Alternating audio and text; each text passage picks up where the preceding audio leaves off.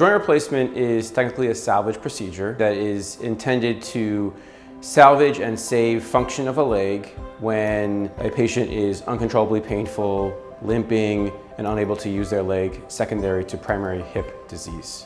So sweet Ira came to us. She was adopted with her litter. After some degree of activity that the other dogs tolerated, Ira would start limping. When she would get up from a long night's rest and walk around, she was fine, but after even a mile walk or 20-30 minutes of playing with the other dogs, she would limp for a couple hours to a day after that. So it wasn't something that would be seen routinely, but the owners were aware of it and they noticed that something was wrong with the back left leg. They then scheduled this appointment with us after the veterinarian referred her to the surgery service, and we were able to evaluate her radiographs. And what that led to was essentially an asynchronous growth between the acetabulum, or the socket, and the femoral head, the ball. So that ball and socket joint that's supposed to fit physiologically perfectly was no longer, they weren't the same shapes. And that led to cartilage wear, progressive inflammation, and arthritis. And that was why her symptoms were flaring up when she was too active, is that the inflammation leading to pain would also flare up.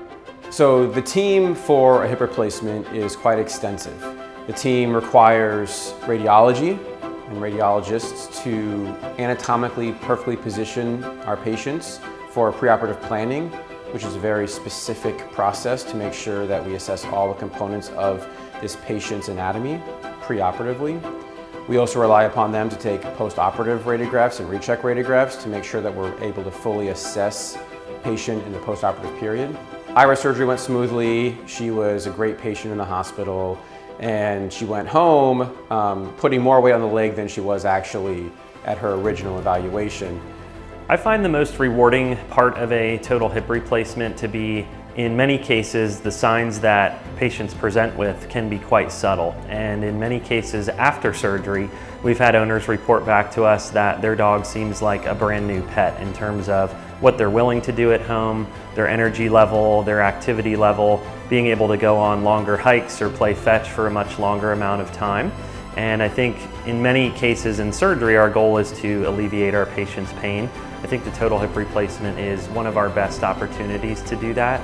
The other important part of this surgery is that the outcomes can last for the rest of our patients' lives, which is an awesome thing.